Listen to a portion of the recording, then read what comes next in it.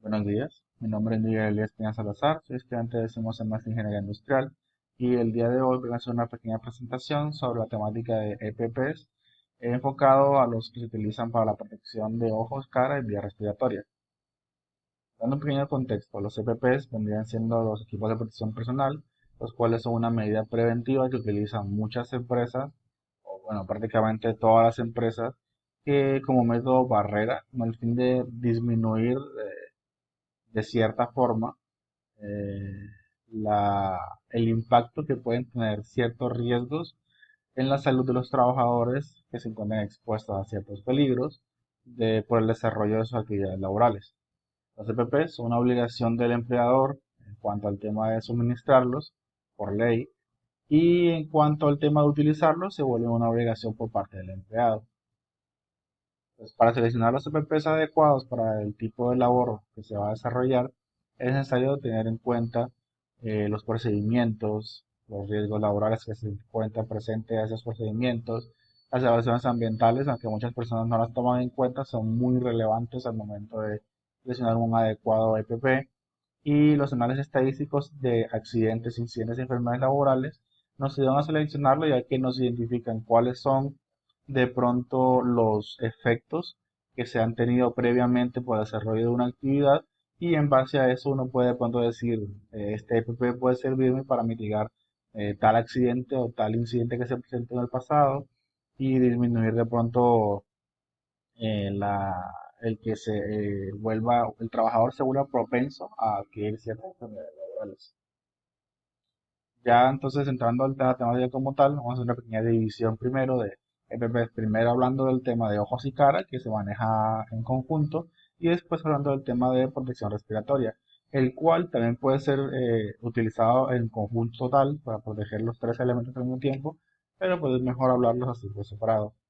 Los EPPs de ojo y cara te permiten prevenir principalmente a cuatro elementos. Materiales particulados, que pueden ser polvos, virutas, etcétera, salpicadores de sustancias químicas, incandescencias e impactos. Los impactos, lógicamente, el material particulado genera un tipo de impacto, pero se hace la separación, ya que el material particulado son microimpactos normalmente con cierto valor térmico, o sea, suelen ser partículas calientes. Y mientras que los impactos ya se habla de objetos más contundentes, ya un poco más grandes. Entonces existen dos grupos, que son las gafas de protección y las pantallas de protección. En cuanto a las gafas de protección, existen tres clasificaciones que dependen de las características de la gafa como tal. Entonces serían, teniendo en cuenta la montura, porque es la parte en la cual se sujeta el lente, la sujeción, que es la parte que permite sujetar la gafa como tal a la cara del que lo va a utilizar, y el material que pues es de que está hecho pues, la gafa de protección. Siendo entonces, según el tipo de montura, puede ser universal simple, universal doble, integral. La diferencia entre las universales y las integrales es que las universales son las que tienen las dos patillas, que son estas partes de acá. Entonces te permite que cualquier persona se las pueda poner y solamente sea ajustarlas aquí aparte pues, de la casa como tal. Mientras que las integrales son aquellas que traen una banda elástica, que lo que te hacen es que te recubren y te encierran el ojo y eso te lo ajustas con una banda elástica que permite que haya de pronto un encapsulamiento del ojo como tal. Las cazoletas son las que normalmente vemos como en soldadura, que son de pronto la versión, por decirlo así, más avanzada de las integrales. La sujeción pues puede ser por portillas laterales, por bandas acopladas a un casco como tal, por arnés y pues de materiales encontramos cierta mineral, orgánico y malla. A continuación aquí podemos ver de pronto pues hacerlo más visual, ¿no? Las que están acá arriba vendrían siendo las universales simples, las que vendrían siendo las integrales. Estas que están acá, que son las que normalmente la gente usa menciona como que son de soldadura, son las de tipo cazoletas. Y aquí podemos ver unas que son acopladas al casco. En cuanto a las pantallas de protección, la clasificación es más o menos igual. Lo que hace es que se anexan ciertos puntos. Se anexa lo que es el marco mirilla, ya que como normalmente las protecciones por pantalla son mm, Los cascos de soldadura, por ejemplo, en los que se hace una protección completa con un método como un escudo total, un escudo facial, pero pues de tamaño completo. Entonces tiene que adaptarse pues al tema de lo que es la mirilla y el tema de lo que es la óptica. En cuanto a lo que es la óptica, se clasifican en uno, 2 y 3, dependiendo de la calidad visual que permita, siendo uno la más alta y 3 la más baja. En cuanto al marco mirilla, puede ser o que no tenga marco mirilla, que a veces sucede este tipo de pantallas de protección, que sea totalmente plana, por ejemplo, las que se volvieron muy populares ahora con el tema de la seguridad frente al COVID, las fijas o las móviles. Las fijas es que tiene una mirilla que se puede mover, digo, la móvil es que tiene que se puede mover y la fija es la que pues, se queda aquí. Aquí podemos ver lo que se les mencionaba anteriormente. Como podemos ver, aquí al final, la última, es la que es sin ningún tipo de mirilla. Esta es la que tiene mirilla móvil, que es la que se usa en soldadura. Y esta también es sin ningún tipo de mirilla y la sujeción se hace por arnés. De hecho, este último elemento va en concordancia con lo que viene a continuación, que es la parte de los EPPs de vía respiratoria, ya que este viene anexado directa también el mecanismo para la filtración de aire. En el uso y mantenimiento de los EPPs de ojos y caras hay pues ciertas recomendaciones que son muy útiles de llevar a cabo antes de utilizarla y durante el tipo de utilización. Ah, las que en mi opinión son las más relevantes es la parte de realizar una inspección visual previa al uso, porque es necesario identificar en qué estado se encuentra, si es realmente útil, si me va a permitir realizar bien mis actividades y la parte de que el lente debe limpiarse de acuerdo con las instrucciones del fabricante diariamente, porque a pesar de que de pronto nosotros lo veamos bien, si no se hace un proceso adecuado de limpieza constantemente, se va a ir deteriorando, lo cual no va a permitir que pues nos dure el tiempo que debería. Lógicamente, pues también se hacen referencias a cómo debe utilizarse, lo de que debe centrarse a la cara y en el caso de que llevar una correa elástica debe ajustarse y descansar en la parte inferior o la parte baja detrás de la cabeza, mientras que aquellas que son de patilla como las de uso normal deben sentarse y acomodarse con las patillas en la parte detrás de la cabeza. Ya llegando a los EPPs de vía respiratoria, pues normalmente se usan en prevención contra gases, vapores y olores y se dividen en dos grupos, los equipos filtrantes y los equipos aislantes. Los equipos filtrantes son aquellos que dependen del medio ambiente. ¿Cómo así? Depende del medio ambiente porque lo que hacen es tomar el aire del medio ambiente, filtrarlo a través de, valga la redundancia, unos filtros y así pues poderlo entregar al usuario del equipo de protección. En ese sentido pueden ser o de presión asistida o de ventilación asistida. De presión asistida son los que normalmente conocemos en el cual la persona inhala el aire, generando pues, una depresión del aire entre el medio ambiente y el interior del equipo filtrante, a través de las válvulas de los filtros que se pueden ver, por ejemplo, la que está aquí, en estos filtros amarillos. Entonces, al hacer esa depresión, el filtro, a través del empuje que se hace, filtra el aire. Mientras que la ventilación asistida lo que se hace es que cuenta con un motor el cual empuja el aire del medio ambiente a través de ese filtro, cosa de que no hay necesidad de que la persona esté inhalando constantemente, ya que esto puede llegar a también a ser de pronto contraproducente en largos periodos de utilización. Para ambos casos, los equipos pueden tener filtros ya sean cambiables o ser totalmente desechables.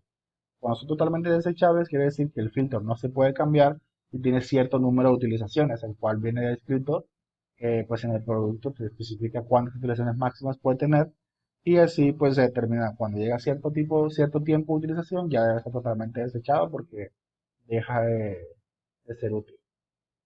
Encontramos diferentes tipos de filtros que aquí en Colombia se encuentran estipulados por orden de colores, donde se habla de que existe un filtro negro, un filtro blanco, amarillo, verde, eh, amarillo como más oscuro, rojo y el blanco nuevo, por ese blanco se utiliza contra el polvo, que es un prefiltro como tal. Entonces aquí podemos observar de pronto para qué se utiliza cada uno, en qué escenarios, etcétera. Cuanto a los equipos aislantes, estos ya son independientes del medio ambiente, lo cual quiere decir que sin importar eh, cuál sea el estado o la calidad del aire alrededor de quien está utilizando el equipo, no se va a ver afectado de ninguna manera. Pueden ser de línea de aire o autónomos. Donde los de línea de aire lo que hacen es aportar aire a través de eh, una manguera gracias a un compresor, y los autónomos aportan el aire a través de contenedores, tanques de oxígeno, tanques de aire.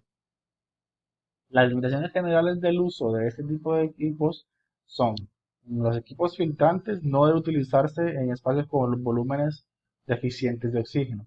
Se habla de que un espacio es deficiente de oxígeno cuando el volumen de oxígeno es menor al 19,5%.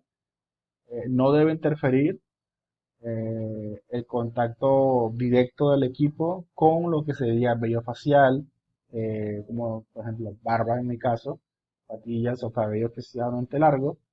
Y de ser el caso, los filtros deben reemplazarse siempre que se sienta, se perciba un aumento en la resistencia de la respiración, o cuando comienza a percibirse olores y sabores.